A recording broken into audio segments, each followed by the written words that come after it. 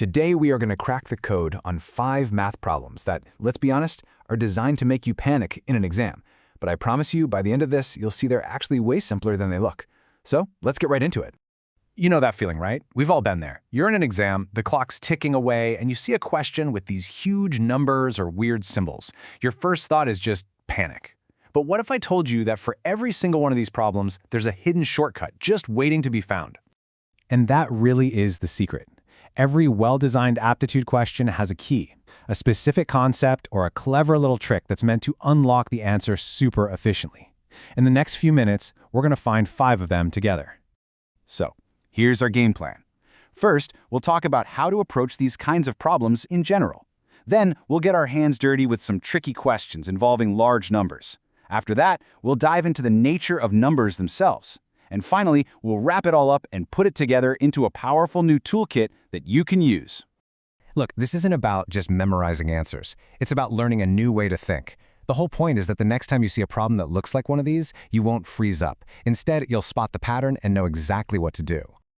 Let's kick things off with problems that use these big, scary numbers to try and intimidate you. They look like they're going to take forever to solve, but trust me, they have some of the most satisfying shortcuts you'll ever see. Okay, here's our first problem. Now, we could start at 9,999 and work our way down, dividing every single number by 72, but seriously, who has time for that? There has to be a better way. And here it is, the key, coprime factors. Instead of checking for divisibility by 72, which is a pain, we check for its coprime factors, 8 and 9. Why? Because they don't share any factors other than 1. This means any number that's divisible by both 8 and 9 has to be divisible by their product, 72. And checking for 8 and 9, so much easier. So here's our strategy. We're going to use 2 really simple tests. First, the rule of 9. The sum of the digits has to be divisible by 9. Easy. Second, the rule of 8. The last 3 digits have to be divisible by 8. So we just need to find the biggest number that passes both of these tests. And that number is 9936. Let's just double check. 9 plus 9 plus 3 plus 6 is 27. And yep, that's divisible by 9. And is 936 divisible by 8? It sure is. It's a perfect match, and we found it in seconds, not minutes. All right, next challenge. Here, we need to find every 3-digit number divisible by 8 that starts with 104 and goes all the way up to 992, and then add them all up. Yeah, doing that by hand is just out of the question. Once again, we need a special tool for the job. The key here is something called an arithmetic progression, or AP for short. Think about our sequence of numbers, 104, 112, 120, and so on. It's a perfect AP because we're always just adding the same amount, 8, to get to the next number. And it's this predictable pattern that lets us use a massive shortcut.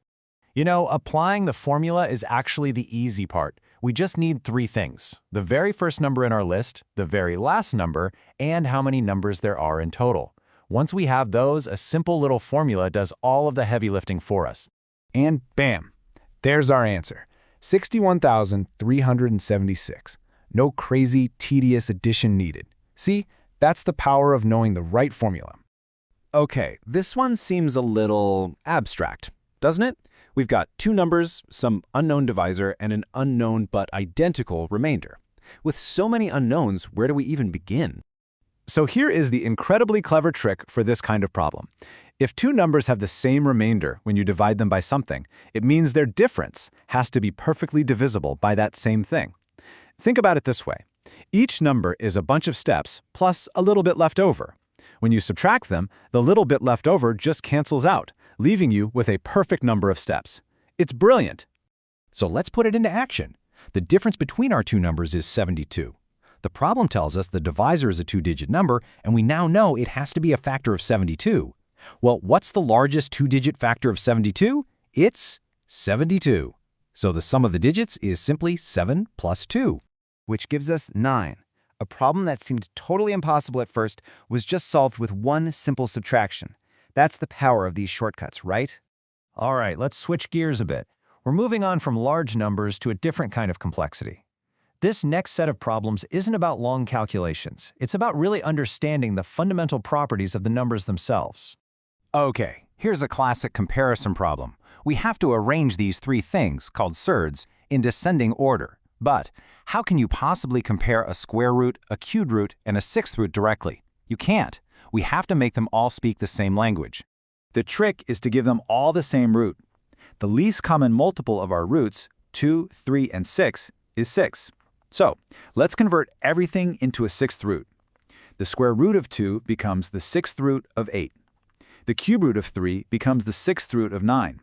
And the sixth root of 6, well, it stays the same. Now that they're all sixth roots, they're super easy to compare. So, since the sixth root of 9 is the biggest, followed by the sixth root of 6, and then the sixth root of 8, we get our final descending order. This is just a beautiful example of creating an apples-to-apples comparison to solve a problem. All right, our final problem. This one is a test of our understanding of rational and irrational numbers. Just a quick reminder, a rational number can be written as a simple fraction, but an irrational one, like the square root of 5, can't. We just need to figure out which of these operations will make that pesky irrational part disappear. The best way to solve this is to just test each option. So what happens when we add a and b? Well, the positive square root of 5 and the negative square root of 5 cancel each other out perfectly, leaving us with just 5, which is a rational number. If you look at the other operations, that tricky square root of 5 sticks around, making all the other results irrational. So there you have it. We've tackled 5 pretty different problems, but way more importantly, we've uncovered 5 really powerful techniques. Let's do a quick recap of the new tools you've just added to your problem-solving toolkit. So what's in our new toolkit? For any complex divisibility problem, remember to break the number down into its co-prime factors. For those long sums of numbers, look for an arithmetic progression. For those tricky same remainder problems, the secret is finding the difference. To compare different roots, find a common root using the LCM. And finally, to find a rational number, just look for the operation where the irrational parts cancel each other out. These are your keys to victory. So, we've seen how a little bit of clever logic can turn a really complex math problem into something surprisingly simple. But you know, the real takeaway isn't just about numbers. It's about always looking for the underlying pattern, that hidden shortcut. It kind of makes you wonder, what are the mental shortcuts you use to simplify the complex problems you face every single day? Definitely something to